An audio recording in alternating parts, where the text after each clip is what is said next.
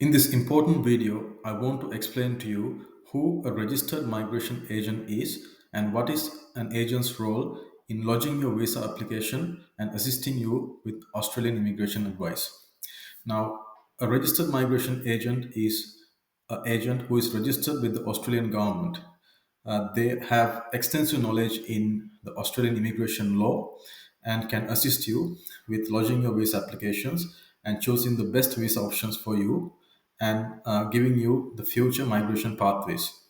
Now, a number of people, individuals, lose money and time with engaging unregistered agents and also sometimes by doing applications themselves. So, before lodging a visa application or any application with assessing authorities in Australia, it is important that you get the right legal advice before doing it. So, you can engage a registered migration agent to do it. Let me explain you what agreements or what sort of engagement you get into with a registered migration agent. So the first thing is that once you have a conversation with the agent, the registered migration agent will give you a contract. This is also called the service agreement. Now, a service agreement is where you engage the agent to provide you with immigration assistance and also lodging your visa applications, etc. So a contract usually will include all your details such as your name, date of birth, your contact details, the services what the registered migration agent will carry out for you, costs involved such as the visa application charges, the police clearance, medical examination, skill assessment fees, and also the registered migration agent's professional fees. Also, the time taken to perform the services. So, you should not sign the contract unless you understand everything or all the terms and conditions in the contract. So, it's very important that you do it. You can contact the registered migration agent during the normal business hours. They are not required to be available for you outside business hours. So, this is something you need to discuss with your agent. When it comes to fees, the contract should clearly set out what fees will incur to you, including applying for the visa application fees if they are applying for the Administrative Appeals Tribunal or the AAT. What are the medical fees, skills test, if interpreters or translators are required, and the other fees like that.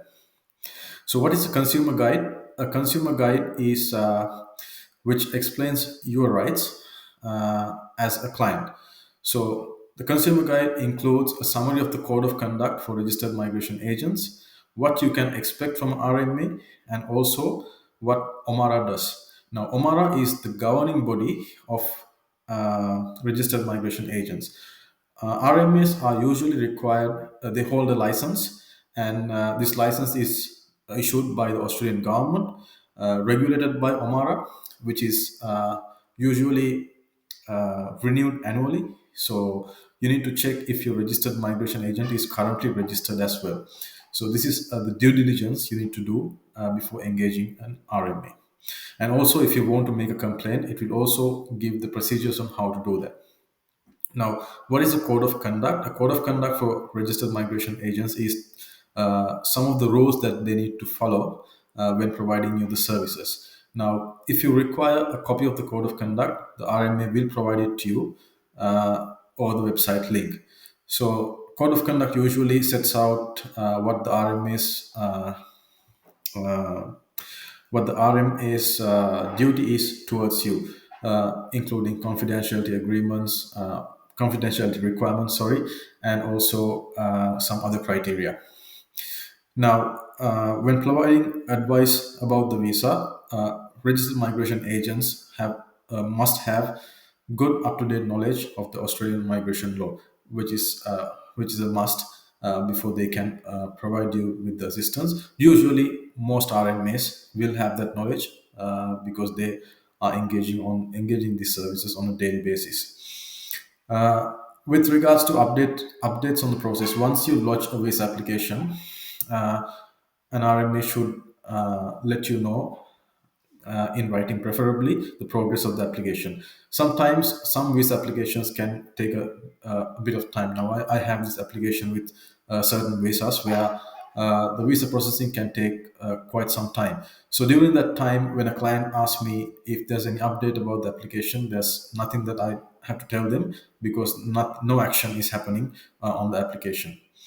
It's best to speak to your migration agent and get an idea of how long the processing of your visa application would take. Now, if there's conflict of interest, the migration agent must tell you straight away. A conflict of interest happens when the RMA has a personal interest or will gain something out from a visa outcome. This is something you need to discuss with your RMA. Uh, if you stop working together, you or your registered migration agent may decide that you no longer want to work together. When that happens, usually when you engage an RMA, you will sign the form 956. You can use the same form to end the appointment with the RMA. So I believe, as a migration agent myself, I want to explain what my role is and how important the role of RMA is when it comes to Australian immigration assistance, providing that and also lodging visa applications. So hope this video gave you some insight of who a registered migration agent is and what their services are. So I recommend that you use a RMA before lodging your next visa application and getting Australian immigration advice.